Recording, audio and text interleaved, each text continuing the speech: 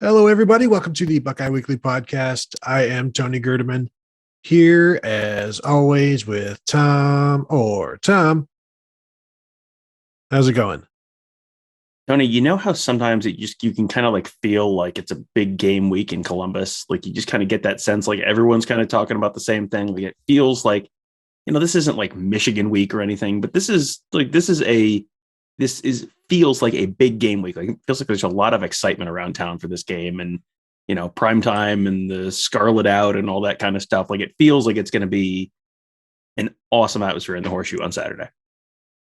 Anytime they go with the alternate uniforms, which really gets the older crowd excited about a game, you almost just have to do it. And then that tells the young people this is a big game. And so you get the young people and the older people together, and now the Buckeyes cannot be stopped. And so this is Thursday. We talked with Ryan Day today. That was one of the things he talked about, Tom, the crowd and how valuable it was 2 years ago. He asked for the crowd to be loud back then. It caused some false starts. They obviously, he's asking for the same thing again today, made it a point a couple of times on both his radio show and the lightning round, speaking with the reporters where, like basically, hey, could you let the fans know that we would like for them to be very, very loud because they will have an opportunity to impact this game. And Tom, there's a reason there's such a thing as home field advantage. Maybe nowhere better than college football can. You completely drown somebody out and drown an offense out and force them into mistakes. And that's what happened last time. That's what should happen this time. This is the biggest game at Ohio State because of the stakes, the hour of which the game will take place. The big noon stuff is fine, but this is different. And now you have to win. Like there's no margin for error. So this is the biggest game Ohio State has played to this point. They need the fans involved. I think the fans are going to come through. I think there's very little question that the fans will be very, very, very loud. I mean, typically, the noon games, it got real loud inside this Horseshoe for the Oregon game. Like the second half of that Oregon game, it was loud in there when Ohio State was making a comeback. Typically, the night games, they do more with pyro and they do more with lasers and all that kind of stuff. Like visually, it is cool. Like those are visually, just as a photographer, like the best games to get to shoot. Like it looks totally different there than it does in a normal game. But also, people have had a little more time at the varsity club before those games as well, which doesn't always hurt in terms of the volume in there. There's a certain level of screaming in public that the average person is willing to do at noon, and then that level goes up a little bit as the day progresses. Has typically been my experience with the noise level inside Ohio Stadium. So, and also like you can kind of sense that Ohio State fans can kind of smell blood in the water this week. Like Penn State's a little bit on the ropes. You got all the James Franklin job crap going on. Like it feels like if Ohio State gets off to a little bit of a quick start, Penn State's got a shaky offensive line. Loud crowd could lead to some miscommunications, false starts, and then it just snowballs, and then they're behind the sticks and they can't throw the ball. And it's like there's a way that this really snowballs on Penn State, and it turns into like, I mean, we've seen some like pretty hyped up night games where Ohio State had a 63-14 night game against Penn State in 2013, and then they had that wasn't a Nebraska night game in like 2016. Was that the bowling ball game where they won like 62-3? I mean, you've seen night games at Ohio Stadium kind of snowball on inferior opponents. You kind of get the sense that that's within play on Saturday night. I think this is where I differ from Buckeye fans, Tom. I am at any hour willing to scream my lungs out at noon. Time does not matter. I will do it. Were you talking about time there? So Day also talked about starting fast, and he was asked both on the radio show and then during the lightning round, how much do you script plays versus not scripting? And he said they don't script stuff. They just talk about, they have thoughts that they would like to do. They have ideas, but you can't really script stuff in terms of you never know, you don't know how the game is going to go. You think this is what your second down play is going to be, but if you get tackled for loss and now you're facing a 2nd and 12 instead of a 2nd and 5, you can't really follow that script. And that goes back to what he was talking about on Tuesday and what he's been talking about all season long about not having expectations for the game, not having expectations for the season, and kind of going into each game with, this is why we've prepared. You prepared because you almost can't have expectations other than the expectation is that anything can happen. So that's what they prepare for. And on Tuesday, I asked him, like, where does that come from? Like, because it sounds like something, Urban Meyer would always be like, Lou Holtz told me this, Earl Bruce told me this. And so I was like, Ryan, who taught you that? He's like, yeah, it's just something I've found out through, experience and inexperience that you don't know how these things are going to go. So it makes no sense to kind of expect something. And then, Tom, it reminded me of, and again, I go back to NCAA football, playing NCAA football. When you have I want 21 points every quarter because I want that 84. Or I want 56 points at the end. And if you only get 7 points in a quarter, now you're playing catch up. Your expectations have messed with you. And I'm thinking at some point, maybe like Big Ten Media Days or one year, like I'm going to ask coaches about their video game playing and if it has ever influenced them, because there is you can't be chasing points that you didn't even have in the first place. So I think the expectations thing, I can relate to that, being a former game player and again a future game player once NCAA football comes back. But just interesting to me that he has all of this stuff from Chip Kelly and Urban Meyer, and it's like, no, I've just, expectations are dumb. Well, I think that goes back to one of the core things for most college football coaches, which is just win the game. Just win the game, go 1-0 this week. Or, the best thing about being fill in the blank and O is a chance to go fill in the blank +1 and O. Everyone has their own kind of version of that. So, you don't ever want to set yourself up for, well, we beat the team by 12, but we really wanted to beat them by 30. So is this actually a good win? It's like, man, a win is a win. Keep, win and keep rolling. The idea of scripting plays has always been a little odd to me because you can paint yourself into a little bit of a corner. And, one of the examples I always think of is when Charlie Weiss was the head coach at Notre Dame. There was a kid who, it was like a hospital visit or something, or it was a Make-A-Wish situation or something like that. And he told the kid he would let the kid pick the first play of the season. And the kid said, pass right, which, that's not technically a play, but, okay, you've got the idea. And I think they were playing Washington week 1, but it was, it was the week 1 game. They come out, I think it was, like the Brady Quinn era, and they're backed way up on their goal line. It's like 1st and 10 at their own 2. And it's like, well, and he did it. They threw the ball, which is not a very typical time to throw the ball, especially out where it's very easily could be picked off and run back. So you can kind of paint yourself into a corner if you feel like you're locked into this particular call at this particular time. So that, you have to have a little bit more flexibility because, circumstances will change. Like sometimes you will think it will be a dry game and then it will rain on you for the entire game. Like that is a thing that happens too. Like your circumstances change. You have to be a little bit more adaptable to be able to, maximize what you're trying to do and whatever the circumstances are. That actually happened last week. Ryan Day said they weren't expecting rain. I think he said on the radio show, his weather people kept telling him the rain's going to stop and the rain's going to stop. And he's like, it never stops. Yeah, and so no kidding. My weather people, meaning my apps, were telling me the same thing. They also were wrong. I mean, again, it looked dry from where I was.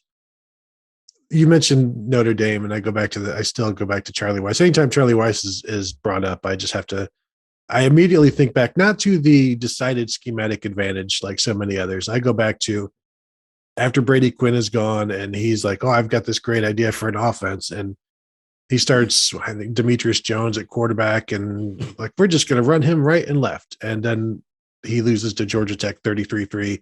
Jones gets benched out almost immediately. And I'm just looking at box score, 12 carries for Jones, 12 for 28 yards.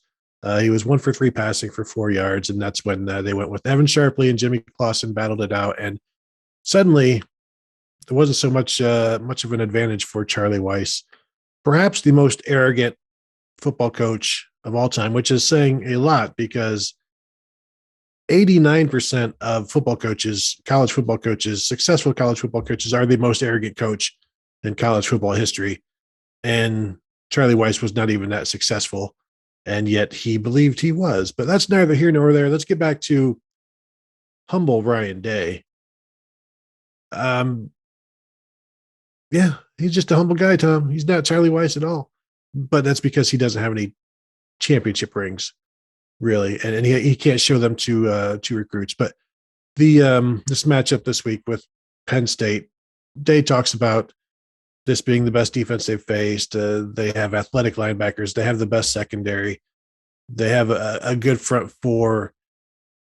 And, it will come down to the line of scrimmage, obviously, Tom. This Penn State is a little bit banged up. PJ Mustipher, their defensive tackle, it missed last week. Probably, I think he's out this week as well, which completely changes the running game and their run defense, as we saw Illinois go for 357, 356 last week. Granted, 10 overtimes, 9 overtimes. So, but not that those stats counted. But I just, when I look at this game, I like Penn State's back seven, and I like some of their pass rushing. I just wonder about, it's kind of like the Michigan stuff. Like, what can they do in the middle, and how do they contain that? And then, as we've seen with Chase Brown, Illinois running back last week, was getting into that second level almost routinely. And if you let TreVeyon Henderson get to that second level, then he's going to get into the third level, and there's going to be nobody behind him. So they are really going to have to load up to try to stop that. And I like the individual parts of that Penn State secondary, so maybe they try to hold up as best they can. But I still give the advantage to the Ohio State receivers in that as well. Yeah, I don't know that there's a great answer here for Penn State, because you would like to be able to kind of do what Ohio State does, which is like you try and have your front four get a pass rush, or your front four kind of contain the run, and then the back seven can kind of play the pass and clean up what needs to be cleaned up. I would have grave concern as I was Penn State about the middle of their defensive line being able to hold up against the Ohio State offensive line, which is substantially better than the Illinois offensive line, and Ohio State's running back talent, which is substantially better than Illinois' running back talent. Because you're right. I mean, if you get to the second level, like, that's fine. You're giving up a bunch of 5 and 6 yard runs to Illinois, and that's not great. That is not what you want. And it ended up costing him the game. That was one of the things that ended up costing him the game.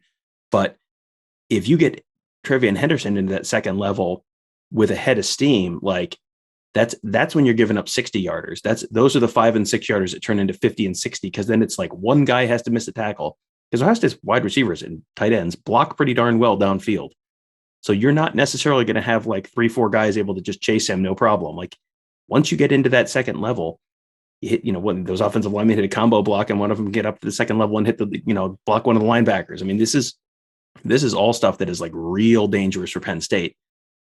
But yeah, you've got 2 good corners and you got a good safety, and they do. This is going to be a substantially tougher challenge for Ohio State in the passing game. But you can't.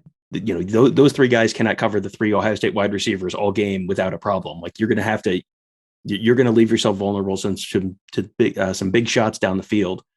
And, which would you rather do? Would you rather lose, because TreVeyon Henderson goes off for 300 yards rushing, or would you rather lose because CJ Stroud throws for 400 yards and 5 touchdowns? Or, my personal preference, would you rather have a very nice balanced game where you give up 230 plus yards rushing and 230 yards passing? Kind of strike a good, responsible balance. That would be what I would advise them to do. No, I think you just throw. Don't even bother running. No, let me take that away. Run. Don't even bother throwing the ball. Just let TreVeyon Henderson get in there. Dave did say that this is one of those games where TreVeyon Henderson is going to have to turn 2 and 3 yard runs into 5, 6 yard runs. This is where the toughness comes in. And it's not something he's really had to do at this point much. And they've protected him. They've given him the half off. And so they expect to be a 4-quarter game, even though you can't expect things. The one thing you can expect, Tom, I guess, in this convoluted world of expectations, just expect it to be a 4-quarter game. Expect the starters to be out there for the entire game. I'm not sure that's going to happen, but I am interested to see how tough the TreVeyon Henderson is in this game. And that toughness was a theme throughout the day as well, where even talking about Marvin Harrison Day was asked about, hey, that Marvin Harrison catch where he made a couple of guys miss and spun, and Day was like, yeah, that's fine. You love to see that, but that's their natural athleticism. What coaches prefer, or not prefer, but what really moves coaches is the toughness of catching a ball over the middle, getting hit and holding on to the ball, because that lets them know that they can rely on this player on, say a 3rd and 5 or whatever, that they can make plays when in tough situations, and they have the toughness to not slink away, or there's no alligator arms there. And so that is a great it's great information for a coach. And so this game is going to be plenty about toughness, and whatever Penn State is offensively, and they were abused on the ground against Illinois, but that's also kind of what, like, Brett Bielema has been able to do that throughout his career. So I don't see Ohio State going for 300 or 400 yards in this one. I do think there's going to be some tough sledding, but I am interested to see the toughness aspect on all sides, from, in terms of Thayer Munford or Nicholas Petit-Frere and DeJuan Jones holding up against the defensive end Arnold Ebiketie. He has 5.5 sacks on the season. He's their best pass rusher, and holding up against these blitzes and really responding to Penn State's attack, assuming Penn State has the emotion that they even need right now, because who knows where their heads are. Well, and that's kind of the $64,000 question right now, which is, you're coming off of a really dispiriting loss following another loss. Your quarterback is still not 100%, no matter what James Franklin says. And also, your coach has been doing like one of the worst jobs in history at hiding the fact that he's interested in going to another school and leaving you. So, that you are well within your rights to be a little concerned about the general direction of that program at this particular point in history. And when you were a little concerned about the general direction of your program, primetime going in against Ohio State is not what you were looking for. That is not what, this is the week that you want to look ahead and go, ooh, it's a Rutgers week. Thank goodness. You do not want to look ahead and see Ohio State on the road, because that is not going to, that is not a get right game necessarily for Penn State. So, I mean, there's talent on this team.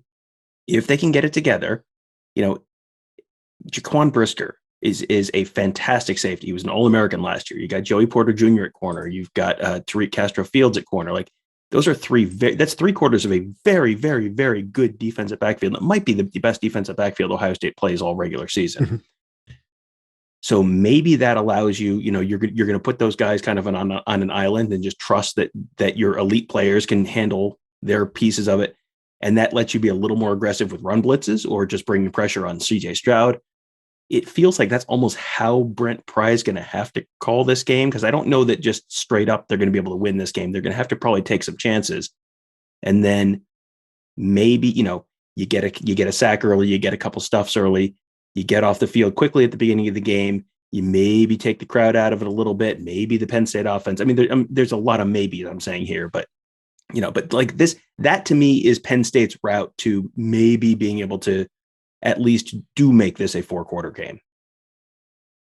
And they will need some turnovers. And, I would think that it's been a while since we've seen Ohio State's offense bogged down. And what is bogged down at this point? Is it 2 punts in a row? You're like, whoa, geez. They've only scored 7 points this quarter, but, they will get the ball at the start of the second quarter and then score 3 touchdowns then. But, if they go an entire quarter without scoring, or 3 punts in a row, that would be huge for Penn State. But then it comes down to, say Ohio State only scores 7 points a quarter. Where's 31 or where's 28 coming from the Penn State offense? Because that Penn State offense, they cannot run the ball. They're one of the worst running offenses in the nation. Ohio State is gradually trending towards becoming one of the best run defenses in the country. Their two-headed attack of Noah Cain and Kayvon Lee. Lee has carried the ball 27 fewer times than Cain and has 17 fewer yards. Like, Noah Cain is averaging 3.1 yards per carry. Kayvon Lee is averaging 5.1, and neither of them are particularly dynamic at this point. Sean Clifford, as a healthy Sean Clifford, is a effective enough as a runner if they use him. But at this point, I don't see that, you know, I don't know that they want to do that or can do that. And he's just, I tried watching the Illinois game again. I had it on. I did fall asleep this morning, trying to watch it. And just the struggle to complete any kind of pass 15 yards downfield. And it's very McNamarian, if you will. They just make throwing the ball look very difficult, and they've got some good receivers, 2 tight ends that Ohio State recruited and try to get on campus. And so they have some weapons. It just keeps coming back to Sean Clifford holding them back. And now he's not even, there's no way he's 100%. And even if he starts out 100%, I don't think he's going to stay that way long, because you've got an interior Ohio State defense that is playing well. And now the defensive ends are just getting hungrier and hungrier and getting healthier and healthier. And this defensive line is coming together, I think, at a very bad time for Penn State's offense. Yeah, I mean, Penn State's offensive line has been kind of the thing that's held them back kind of consistently over the last few years, and it hasn't really gotten better. And that's been the case more or less since the whole, all of the fallout from the Jerry Sandusky thing, where they lost whole recruiting classes, basically. The offensive line takes a long time to build back, and it feels like they still have not had one of those really good mid-90s Penn State offensive lines since that point. And that, that's one of those things where even if you have great skill talent, and they don't have amazing skill talent at every spot on the field, but, Noah Cain is a good back, but, you don't have a quarterback who's a real dynamic quarterback. He's definitely not a healthy dynamic quarterback. You don't have an offensive line. It's that kind of shoots you in the foot a little bit. And, you want, Tony, I'm going to let you guess. Where does Penn State rank in the Big Ten in average yards per play in conference games only? Average yards per play. I'm going to guess about 11th. Oh, Tony, you were too kind. You are too kind. Rutgers is 11th. Penn State is 12th. My bad. Two rivals. And Illinois right behind Penn State at 13th, and then Indiana 14th. But I mean, it is that there is Ohio State at 8.6, second place Michigan State at 6.6, and then it kind of it's kind of a more of an even distribution from there. But yeah, I mean, Ohio State has not quite doubled Penn State in yards per play, but that is not going to be a winning recipe for Penn State. I just don't know where it's going to come from. There are going to have to be some just executing at a level that the Penn State offense has not executed at all season long, playing one of the 2 or 3 best defenses they've played all season long. And that math just doesn't work. And that's also kind of fitting for a Penn State offense, because there's not a lot of math there. And so that's easy to do. I don't know where it's going to come from. They should be held under 100 yards rushing, and would it shock anybody to see them held under 100 yards passing? Because if Sean Clifford is banged up and continues to get banged up and then gets knocked out, we've seen what happens when Taquan Roberson comes in. Saw that against Iowa, and it was exactly like watching the Indiana game last week against Ohio State. Once Jack Tuttle was out, that was it. There was nothing left for the passing game, the running game, and the problem, and it's very similar to Penn State. There's not a lot of that there when the quarterback is healthy. So I'm not saying sweep the leg. I'm just saying, if you want to get out of, if you want to get through this one even quicker, then a bad person would say sweep the leg. I'm saying stay sporting and help a quarterback up after you knock him down. I just see things going poorly. And how we talked about, don't get upset or be surprised if Indiana goes down the field and scores on their first drive. I don't really see that happening here with Penn State. I think just the crowd is going to be crazy. It's going to be a very difficult atmosphere for Penn State to score more than 14, more than 10. Yeah, how accurate is he going to be coming right out of the chute? How healthy is he going to be? How comfortable is he going to be with, do they have to give him a shot of something to get him ready for the game? I mean, there's a whole bunch of stuff that's you can not be quite 100% at the start of the game. And then with the crowd going crazy, you saw Kyle McCord like sail just a couple passes his first series against Akron. Like, you can have that happen. I mean, this is Sean Clifford coming home to his home state. You know that you're a big underdog. You really have to get off to a good start, because if you fall behind, you're dead. You make one bad throw, and then and then it can be off to the races the other way. So yeah, it is. I guess they can try and rely on their defense and just hope they force a ton of turnovers. But I mean, and I'll let you guess as well. Where does Penn State rank in defensive yards per play in the Big Ten? In Big Ten play only, Yes. I'll say I'll give them some credit, like 5th. Hater, 2nd. They are 2nd. Wisconsin 4.1, Penn State 4.2, Ohio State 4.4. So, and they've only given up 4 touchdowns in Big Ten play. So, okay, that's good, but they've only scored 8 touchdowns in Big Ten play. So Ohio State has scored 26. So that seems like that's probably going to be an issue. This would have been a good opportunity for me to go back to the well on my bold predictions of the Ohio State special teams and defense outscoring Penn State, Penn State's offense, because that's kind of where I'm leaning. I just wrote down my score for this game, and I'll give that to you here in a sec, Tom. Have you sent in your? I have submitted mine, so you can go first. And I'm torn on how many points to give Penn State here, because 7 seems low, 14 seems high, 10 seems pointless. Like, why even bother kicking the field goal? So, but that's also giving James Franklin credit for thinking in those terms. So I'm going to go, he's going to eschew the field goal, or will he kick it first? If he kick it early, okay. I am going, field goals are just so pointless though, but early on, maybe he thinks they matter.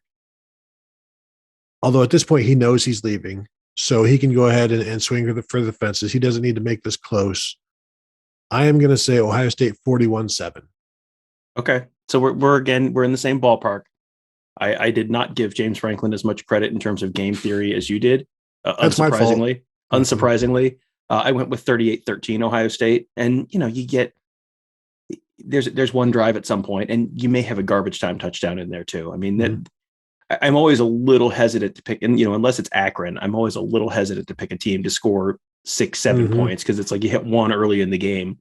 I think I had Indiana scoring 10 last week or something like that, 13, and Indiana goes right down the field and scores 7. It was like, oh boy, I'm going to look like an idiot, and then I was still high, but that they're gonna get a drive at some point, or Ohio State will turn the ball over, or you have a weird bounce on a punt off someone's leg or whatever, and 10, 13, something like that. I mean, I don't see them getting to 20, and I don't think there's any way on earth they hold Ohio State under 30, right? I mean, walk me through the scenario where Penn State holds Ohio State under 30 points.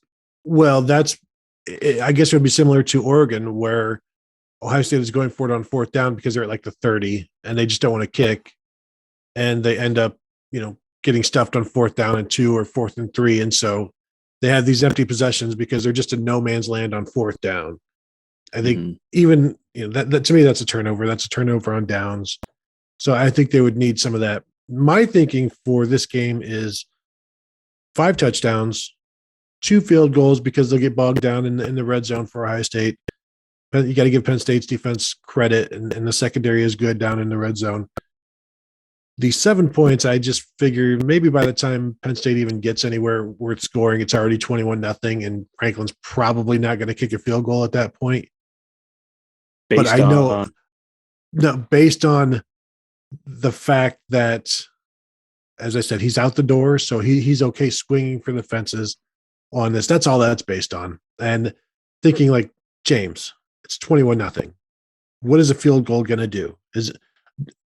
It doesn't do anything. Now, I just want to pinch your cheeks and just tell you, oh, sweetums. I've had that conversation over Twitter with James Franklin so many times over the years. Look at you, just adorable when you don't know how James Franklin manages a game. I just love it.